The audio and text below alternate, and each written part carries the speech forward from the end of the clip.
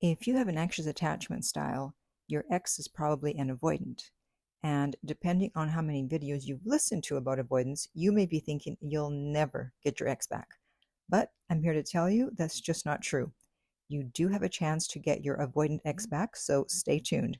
But first, I'd like to welcome back my beautiful no contact army. Have you downloaded my app Silencio? If you haven't, the link is underneath every single video and podcast, and it will help you to stay in no contact. And if you too would like to join my beautiful no contact army, all you have to do is hit the subscribe button and the bell notification, and you're in. And to read our manual, go to nocontactsecrets.com, where you can read 2 free chapters before you purchase the book. So, in case this is your first time hearing about attachment styles, the one thing you need to know is that anything other than a secure attachment is insecure, and there's a core wound. So, dismissive avoidance fear a loss of independence, anxiously attached fear abandonment, and fearful avoidant is actually the worst because it's a combination of both. So they fear a loss of independence and they also fear abandonment. So you can see how a relationship between an avoidant and an anxious can lead to problems since they want totally opposite things, which then leads to breakups, usually with the avoidant being the dumper. So why the heck would they come back if they value independence so much, right? Well, several reasons. One, they didn't really have a good reason for leaving in the first place. So they were triggered by some minor issue and just wanted to get away from you. So if you do no contact and leave them alone, they will eventually deactivate, as it's called, and reach out to you. They thought they had a good reason at the time, but once they get that distance, they realize, it wasn't that big a deal, and they will want to reconnect. Or sometimes it's because their feelings for you will start to scare them, and so they pull away. It's like they're thinking there's a boogeyman in the room, and they run out, but then they see there's no boogeyman chasing them, and so they cautiously walk back and see there's no boogeyman there, and they feel safe to go back in.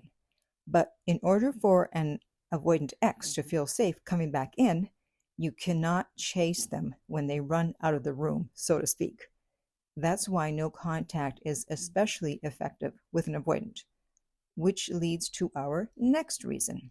The mistake people with an anxious attachment style make is that they do everything to try to get the avoidant back, when instead they should actually be doing nothing.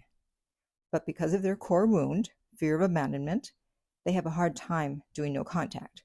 They panic and think they can't live without the avoidant, and they have to get them back at all costs.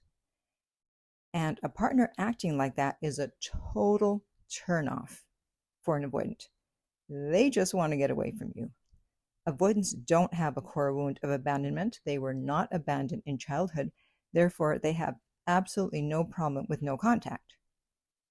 And during no contact, an anxious person is often flooded with positive memories and regret and wants to reach out as a result. And this will often be met with hostility because the avoidant is able to shut off positive memories, focus only on the worst part of their partner, and it then leads to a disastrous dynamic. However, with sufficient time apart, avoidants start to shift their negative thoughts to more positive ones as long as they are left alone.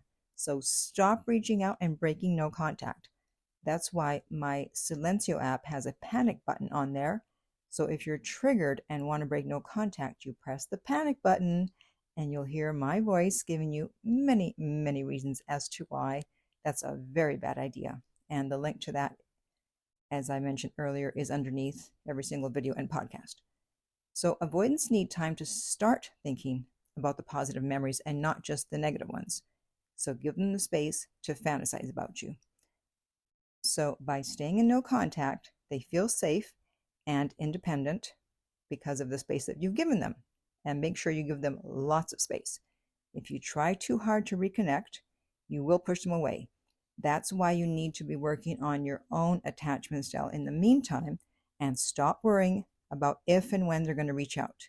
And you can only do that when you have a more secure attachment style. Give them the space to be alone with their thoughts. This is the only way that they can start to feel their repressed feelings of attachment. No one's putting pressure on them, so they're able to deactivate. And that's why I'm always begging you guys to please stay in no contact and leave your exes alone. And this is why you will actually get rejected again if you don't listen to me and break no contact. Breaking no contact is just going to make them put up walls. You're already someone they feel they need to get away from. But if you stay in no contact, any walls they had put up will now come down, and they will not put up any new walls.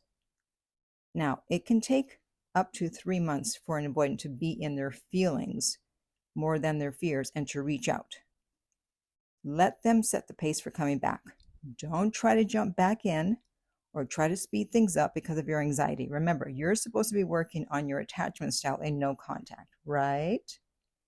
And then one more reason why no contact will work on an avoidant is because their longing for you will intensify when they fail to establish a bond with new partners, or they realize it's going to be hard to replace you. They start to miss you, they get into their feelings, and they eventually reach out, okay? So to recap as to why avoidants almost always come back, one is because they were triggered by something small and they realized there was no boogeyman chasing them. Two, because you've left them alone, you've done no contact, they deactivated, got into their feelings, and realized they want you back. And three, they saw that they're not able to connect with anyone else or find anyone better. So now I want to hear from you. How long have you been in no contact? And how is it going? And if you would like my help to get your ex back, you can contact me at theartoflove.net and we will send you the rates. They are not listed, and the direct link to that is underneath every single video and podcast, or just scan the QR code on YouTube on the video. If you found this video helpful, please like, subscribe, and share.